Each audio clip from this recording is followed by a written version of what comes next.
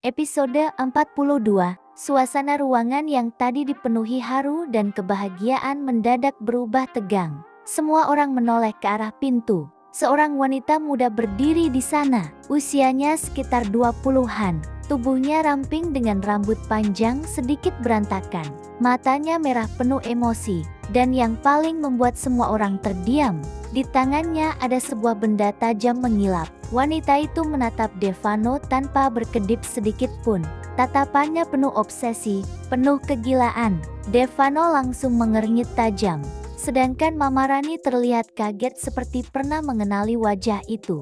"Donita?" Nalina menoleh bingung. Wanita itu melangkah perlahan masuk ke ruangan sambil terus menatap Devano seolah hanya pria itu yang ada di dunia ini. Air matanya jatuh. "Kak Vano," suara itu lirih namun membuat bulu kuduk merinding. "Aku sudah mencintaimu selama bertahun-tahun. Kenapa kamu malah menikahi wanita lain?" Nalina langsung membeku. Sedangkan Devano terlihat sangat dingin. Tatapannya penuh kekesalan. Donita mengangkat benda tajam di tangannya lebih tinggi. "Kalau hari ini Kak Vano menikah dengannya, aku akan melukai diriku sendiri di sini." Ruangan langsung gaduh.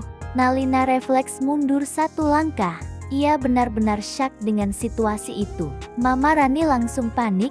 "Donita, jangan macam-macam." Namun wanita itu justru menangis histeris. "Aku serius. Aku hidup cuma buat Kak Vano. Aku sudah mengikuti Kak Vano selama bertahun-tahun. Aku selalu melihat Kak Vano dari jauh. Aku bahkan punya ribuan foto Kak Vano. Aku hafal semua kebiasaan Kak Vano." Nalina mulai gemetar. Wanita itu terlihat tidak normal.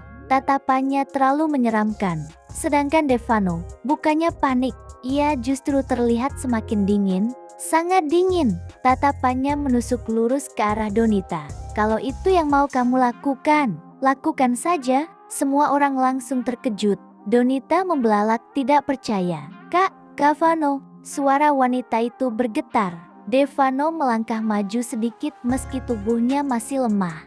"Aku tidak pernah mengenalmu. Aku tidak pernah memberimu harapan. Dan aku tidak peduli dengan ancaman seperti itu. Jadi jangan merusak hari pernikahanku."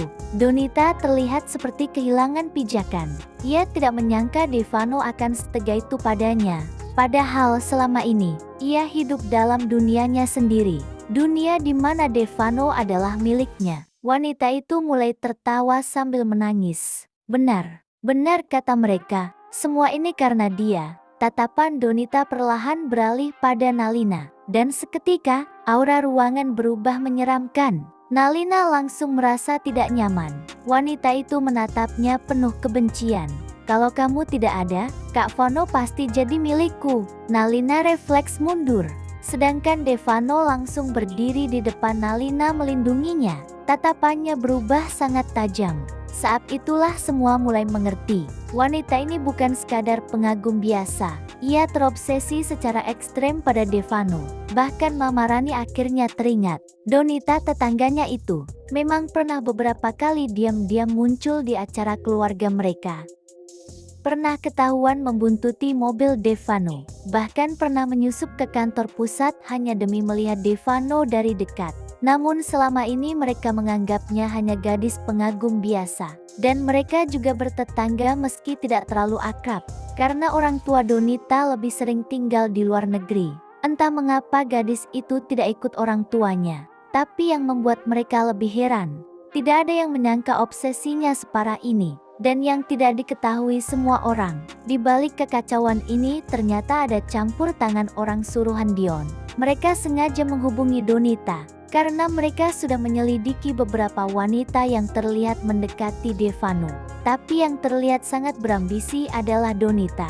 Makanya Daniel orang suruhan Dion memilih untuk memprovokasinya, menghasutnya agar lebih ekstrem, dan membakar obsesinya.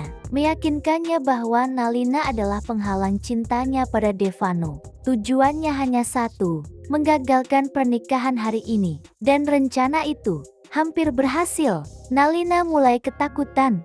Tangannya dingin. Ia takut wanita itu benar-benar nekat. Sedangkan Devano sudah benar-benar muak dengan semua drama hari ini. Wajahnya gelap penuh amarah.